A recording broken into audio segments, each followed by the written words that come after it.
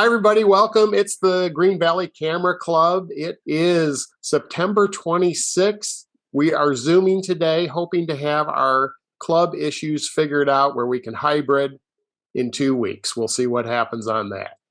All right, today we've got some videos from Arlene and Todd, and then if there's time, I will share our teaser video from our equine project that we've been working on. So Arlene, why don't you start first? Tell us what you've got going, and we'll take it from there. Okay, so in May, Jimmy and I went to Yellowstone, and that was about 4 days before they had the terrible road washouts and rain. So we had terrible weather. It was raining and snowing, so everything looks black and white, even though I shot in color. So here we go.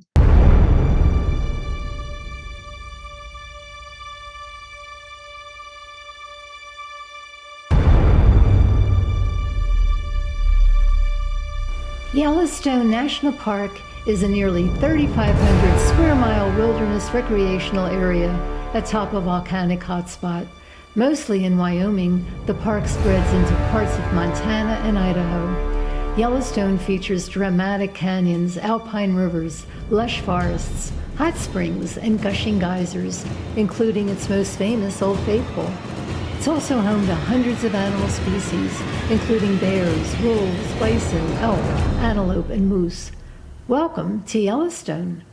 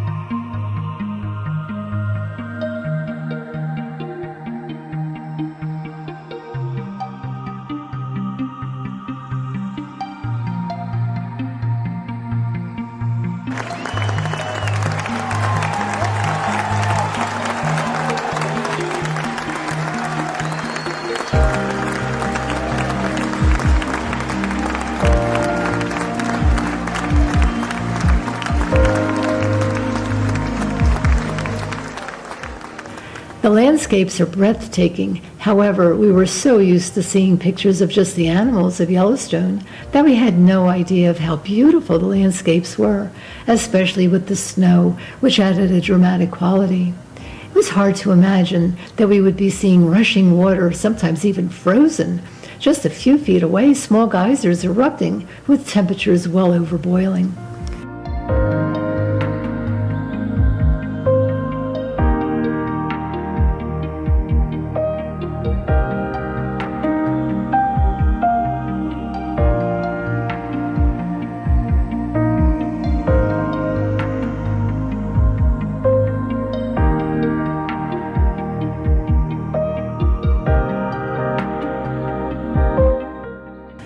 Jimmy and I had never been to Yellowstone before, so we didn't know exactly what to expect. The History Channel does a great job showing the animals strolling around and geysers erupting, causing lots of steam in this surreal place that time forgot.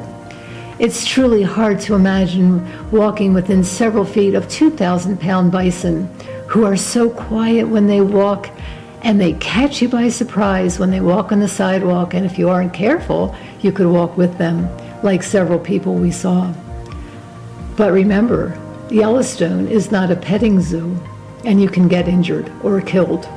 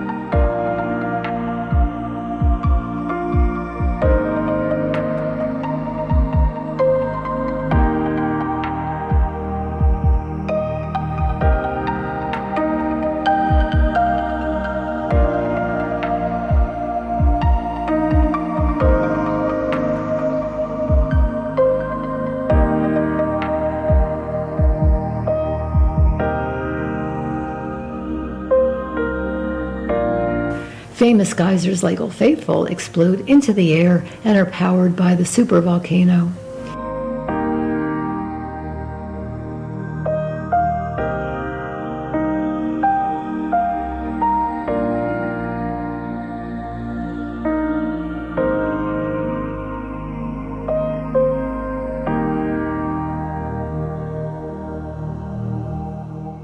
There are 4 different types of geothermal features in Yellowstone: geysers, hot springs, mud pots, and fumaroles.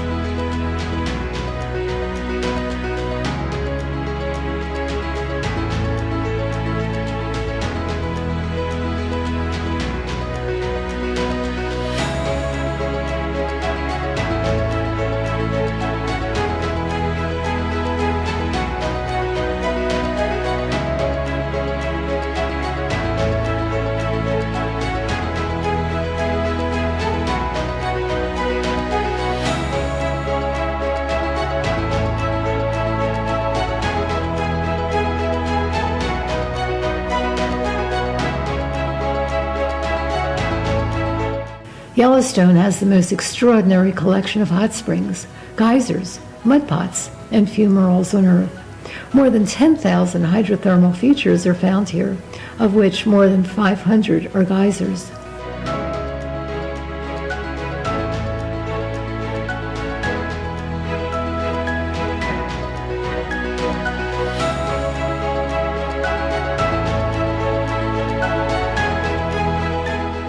Yellowstone sits on top of one of the world's largest volcanoes, the Yellowstone caldera, left behind by an eruption 640,000 years ago, and is approximately 1,000 square miles.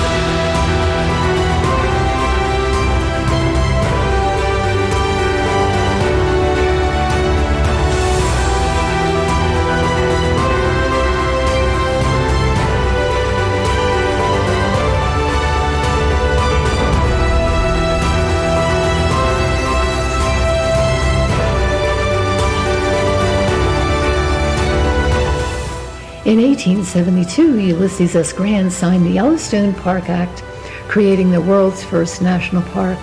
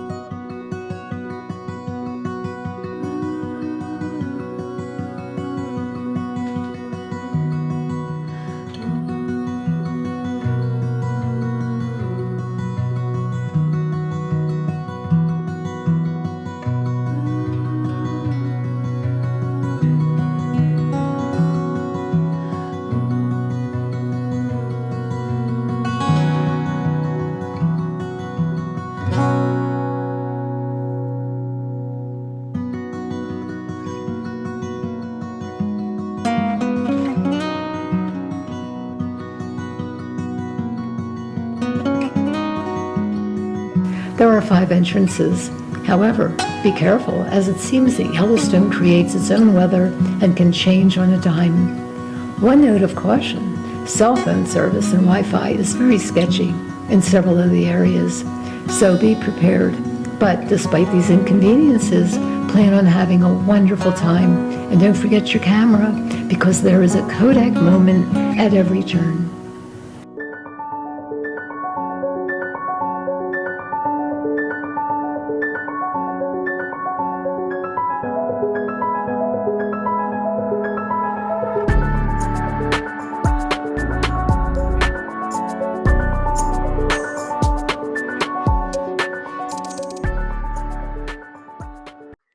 What did everybody think of that?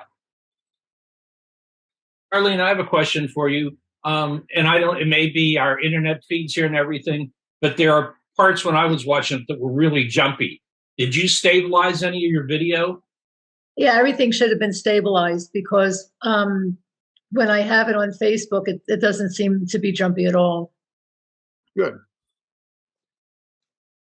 Yeah, and I noticed that it was it wasn't as clear, crystal clear, like, I have when I show it on Facebook.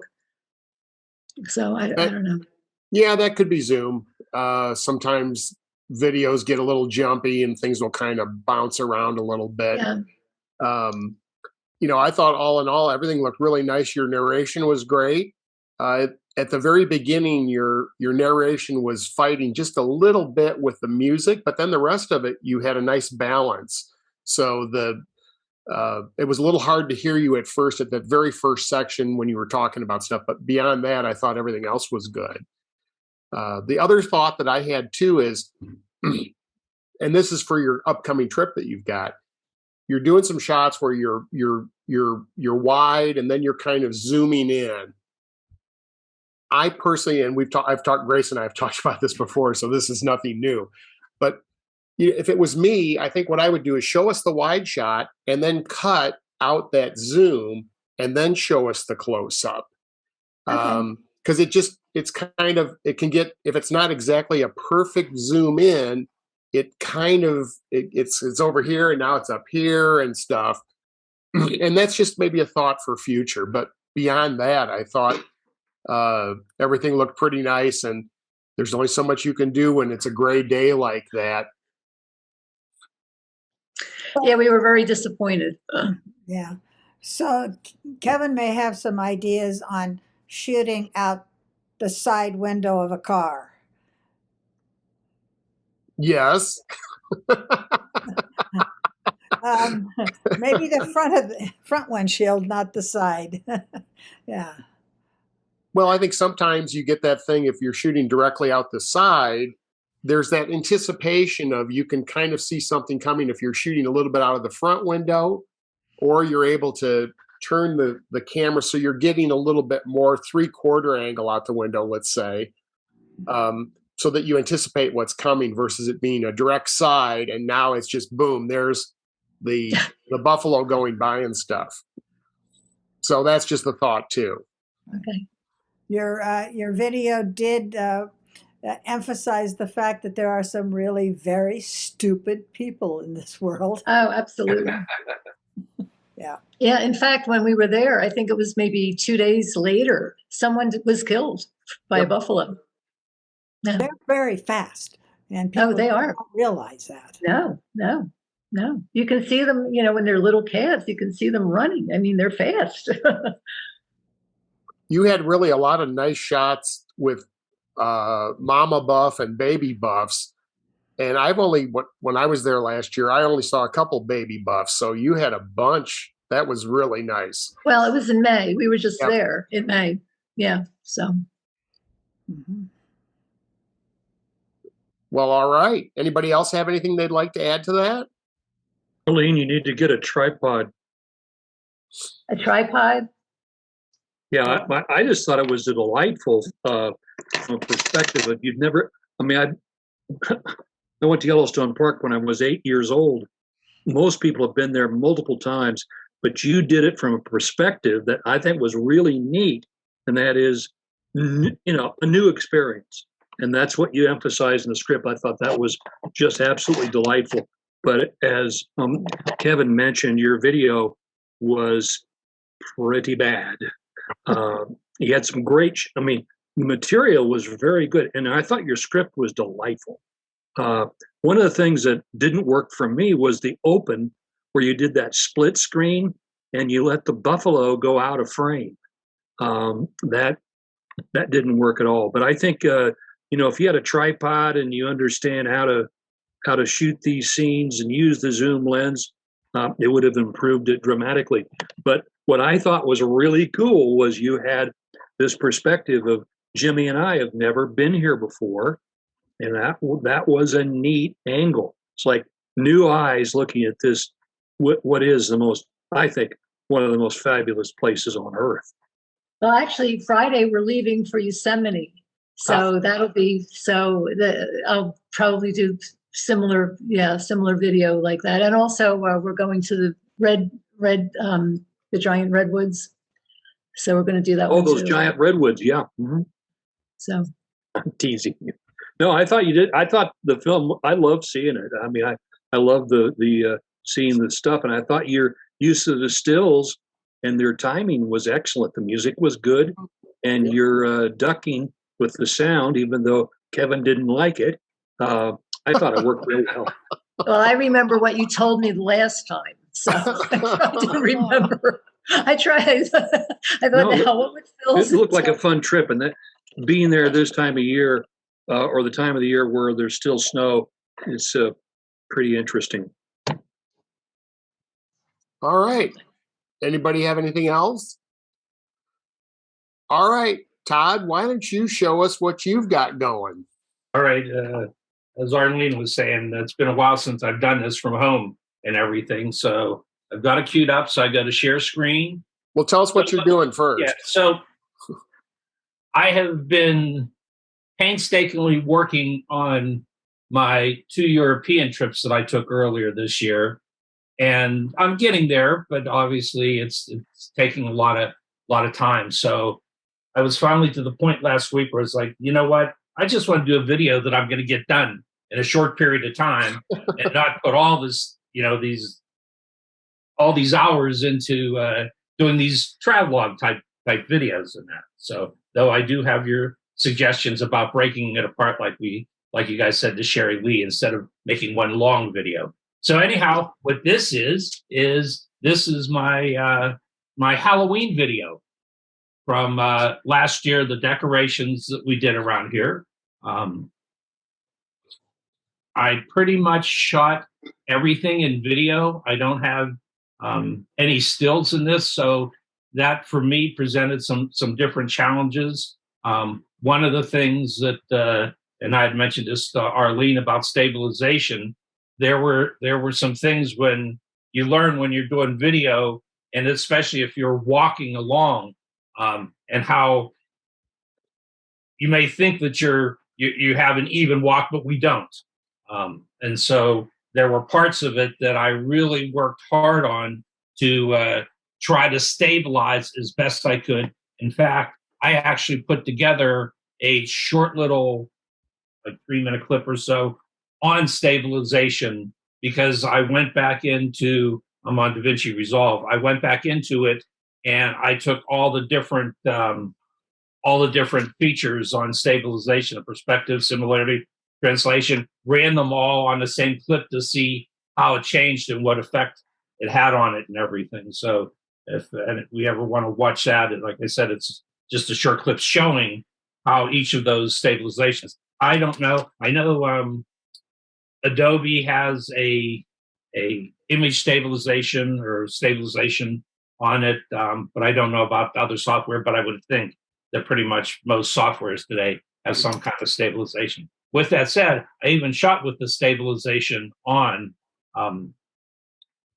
my camera when I was shooting this. One other tip that I learned from watching some YouTubes on trying to get smoother work, and that is, they said if you're going to walk along, kind of bend your knees and let your knees take the flexibility of the walk. So we'll see.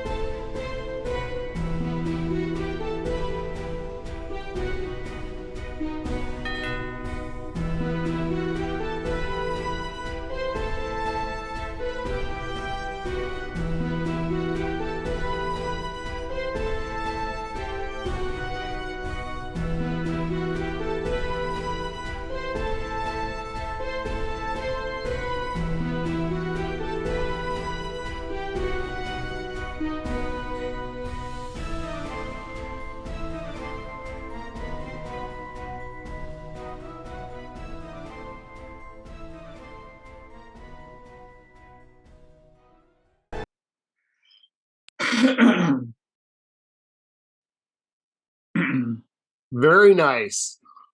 That Thank was you. fun. That was very fun. The music was great. I I mean, love the music. it just really added that nice touch to it. Yep. And the shots you had were really nice as well. Has a nice feel. Thank you. Thank you. The Todd, I had no idea you're such a good dancer. I had no idea. I thought that was so fun with going to the door and coming. Oh, that was great. Yeah.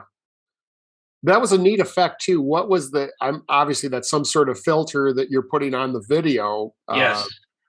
But that was very neat. It just kind of gave it a nice little fun way to close that video out. Well, that particular clip, when it was shot at daylight. And when I first put that clip in, I mean, our house is basically a light beige color and everything. It was so bright in contrast to everything else in the video. In fact, there were a couple other clips that I'd shot earlier in the evening, and then I went back and took them out because I kind of like keeping it all dark. And as I was going through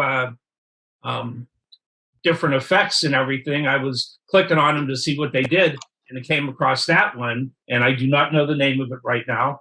I'm sorry. It's okay. But Probably a Da Vinci clip. Came across that, and I thought that made it better because then it was dark like the rest of the video, and how it just whatever that feature was. Thank goodness there's people up there smart enough to figure out those things and make it simple for people like us to just click on it and make those things happen. Because I'm sure that was a hell of a lot of work to get that feature in there. Well, Todd, we'll just call you Fred Astaire Taylor. That speaking of the music, that music was from those two brothers that do video games. And the ones that I'd mentioned before, I contacted them asking them for permission, and they gave me permission to use their music and everything. So yeah, I thought that the music worked out well.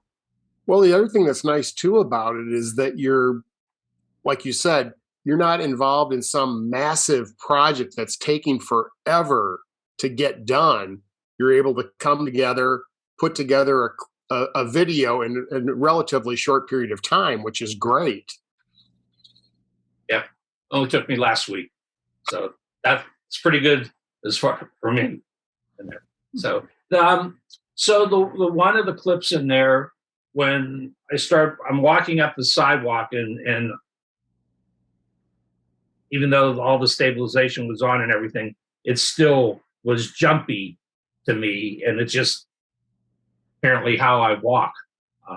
It gets that, and I stabilized that for the video as best I could to give it some stabilization. In fact, I even cut a few seconds off the end where it got even a little jumpier. But there's kind of only so much that our software, at least the stuff that I have, can do to stabilize something like that. And maybe it's just we've been meaning to talk to you about your walk. the one thing I've learned about doing all these videos, and anytime I watch myself, I don't walk, I waddle. Honestly, I thought that the displays were so good that didn't distract. I mean, I thought it worked fine. And I noticed it, but it wasn't bad, and it kind of gave the effect of that somebody's going down the sidewalk looking at this stuff. Yeah, so right. I didn't think that it was bad to have a little walk motion in there. All right. And even with a gimbal, I can't get the walking out of it. I mean, it still looks like I'm walking. Well, that was with the gimbal. So okay. Yeah. I shot all that on my gimbal with my Canon 90D. So that was a gimbal, huh? Yep. I'll be darned. Sometimes, and this is just an FYI on some of that stuff, sometimes if you're using stabilization on your camera and then you try to use stabilization in the software, it doesn't happen all the time, but sometimes there's issues it's like the stabilization fights with each other and it doesn't like it. And it's just something you have to see. Like you might click on the stabilization button in the software and then you see the result and go, "Yee, that doesn't look good," so you just turn it off and go with it. But it's always best to obviously stabilize if you can with a gimbal or through the camera first, and then go from there. So anyway, Which that's is just what a I little, did in this case. yeah. And one thing that I learned kind of the hard way was if you're using stabilization on on your camera, and especially if you have it on a tripod, you need to turn the stabilization off on your camera because it will continually try to stabilize, and that motor will put an underlying hum on your video that you can't get out, or maybe you guys could get it out. But so I learned that the hard way in Borneo. Trying Grace, what to, do you mean under a hum? What do you mean?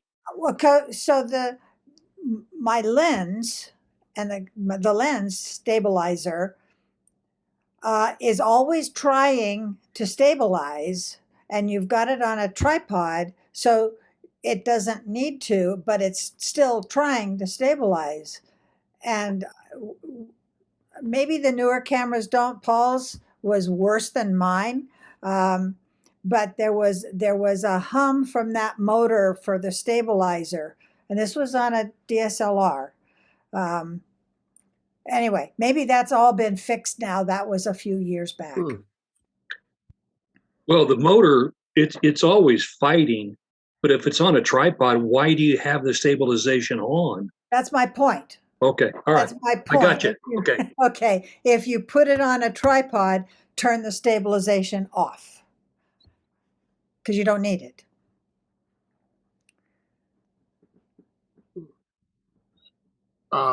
I was just sending, Holly was just sending a note. She's having an issue with sound. I was just sending her a note. Sorry about that. All right. So Anybody? were there any, just one last question, any suggestions, anything anyone thinks that I might do different with that? You know, the one quick goodie I can tell you, Todd, is usually like if I'm trying to shoot something at night, I don't wait for it to be pure night. So let's say the sun goes down at 6 o'clock. Well, don't shoot at 7 o'clock or 8 o'clock. Start shooting around 6 to 6:15. That way you get a little bit of that ambient light, so it's just not this pure black that's going on with, and then whatever the item is that's lit up. So that's just a little thing to try this year if you're going to try it again. Even though your eye sees it as being light, the video sees it as, oh, this is pretty nice. I can still kind of see the house and some of the things that are going on, yet my items are lit up. So maybe that's a thought to try for this year if you do the same thing. So would you go back into like colorization and try to bump up the exposure a little bit to lighten it? Or No, I think it's a thing you're doing when you're actually shooting the video versus saying, okay, I'm going to go in. If you try to raise up the shadow, it's going to get really muddy and yucky looking. Or even you're going to, if you, let's say you're going to raise up the highlights to brighten up everything, you're going to blow out the highlights, and that's not going to look good either. So I think for what you've done, you're fine for this year. And like I said, if you do it again, or for last year, I should say, and if you're going to do it again for this year, then just try shooting a little earlier in the evening. Don't wait so long. And I think you just do a test, just shoot a little bit. Let's say like as the sun has just gone down one night, just try it and see how it looks. And then go, oh, you know, if I wait 10 minutes, it's going to really look nice, kind of a thing. all right. So Thank that's you. just a thought. So, and for those of you who are shooting with iPhones, and the newer ones has the night mode, and that has some real possibilities. But the night mode on the iPhone is really a time exposure. So you need to have it stabilized like on a tripod. But it will then bring out the light that's in the picture that's available that you may not see with your eye even, although you have to have light, obviously. But that's a feature on the newer iPhones. Okay. All right. Well, I got one quick video to share here with the group. This is our Equine Voices project that we've been working on.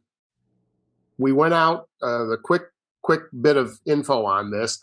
We went out, Todd was out, and we had a few other people that were out to help out and watch. We interviewed the founder of Equine Voices, Karen Pomeroy, and she answered questions for probably about 20-25 minutes, which really is going to work out great for some other projects that we're doing for them. So what we did in this one, this is just a teaser to promote the fundraiser they're going to have on November 5th. And that will just kind of get people interested to get their tickets and everything else. So this is Karen talking about the fundraiser and what goes on. In the video here, you're going to see some great drone footage that Todd shot of Equine Voices, the property. And then I took images off of the internet of some of the performers and stuff like that they will have at the event. And then there were some pictures that they provided as well. So really the only photography is Todd's photography that was done by us. The rest is stuff that we found off the internet. So we'll give this a try. It's only 2 minutes. It's a quick little video.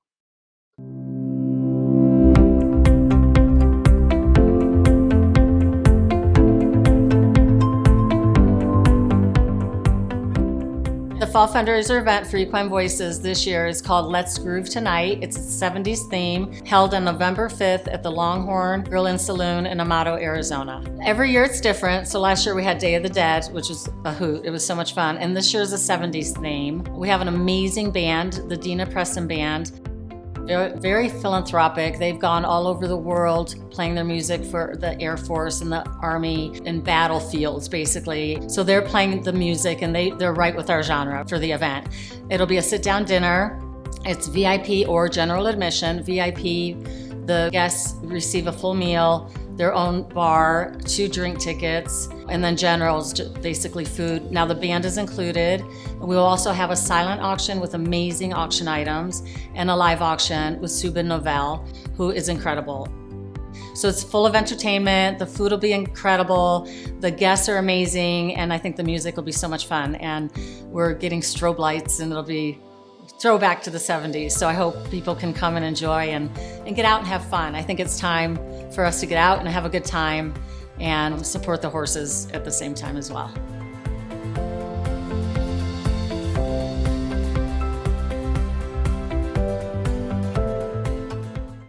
Okay, there you go. Were you able to see that okay? Yes. I'm Yes. assuming everybody was. Yes, we did. Yeah. And So there you go. good drone footage there, Todd. Thank you.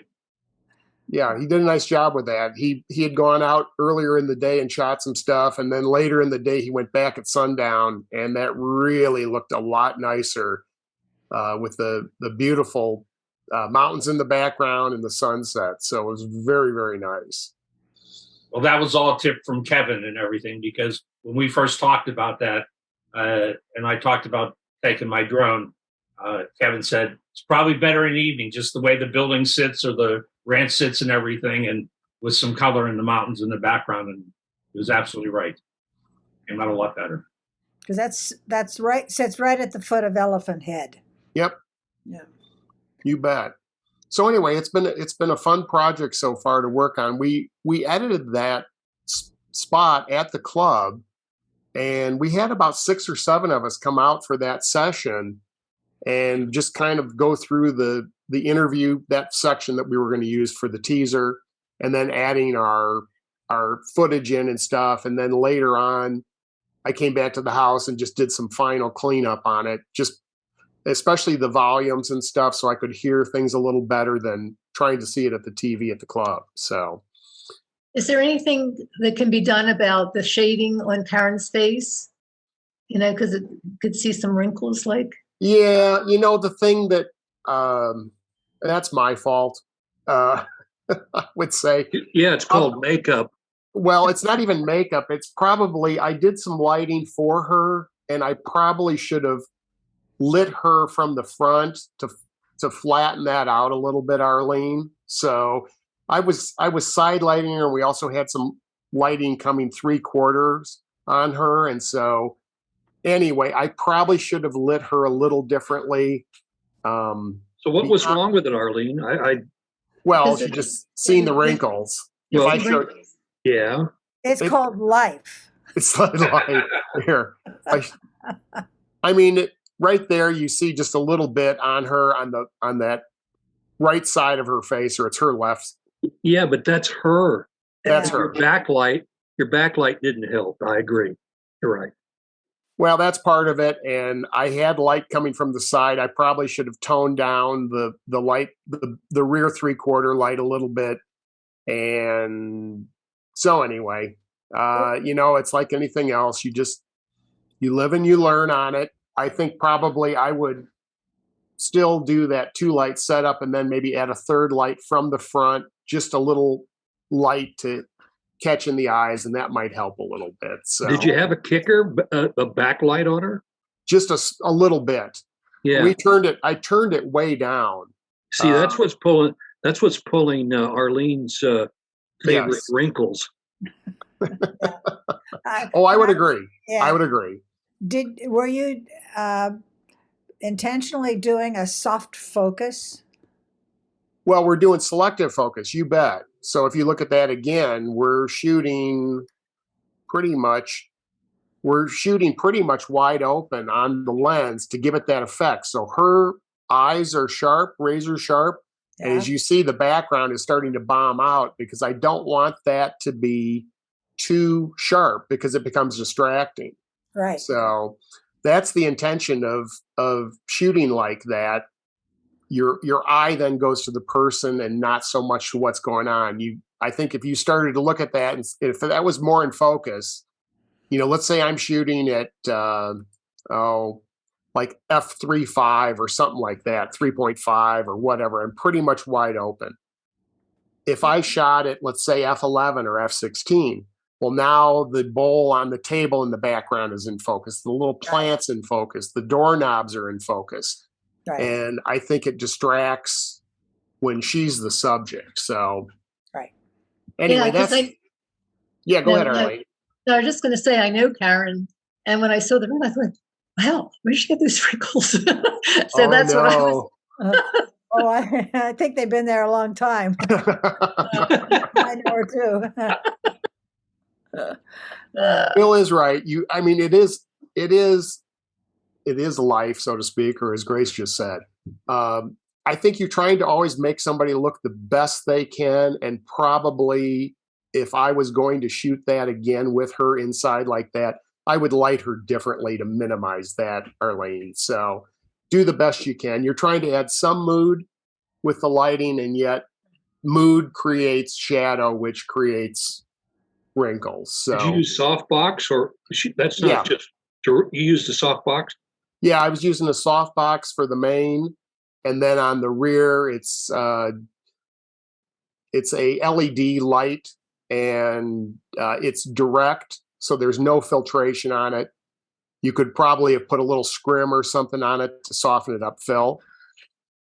I just thought she looked okay. I mean, the wrinkles are wrinkles. Yeah. I thought she actually looked good. Yeah. Yeah, I did too. Yeah. I just thought she could look prettier. Arlene, next time I'll put the pretty filter on. How's that? So you are going back out for more interviews, right? Yeah, I quickly I can tell what we're up to.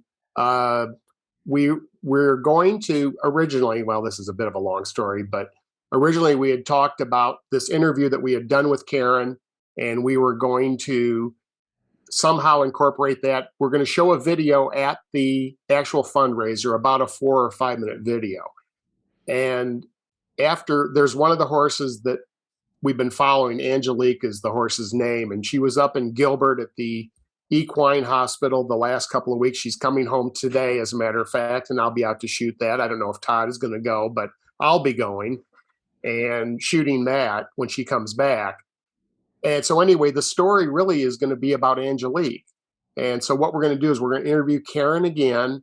This time, I think we're going to do something outside in the stalls and in the area outside.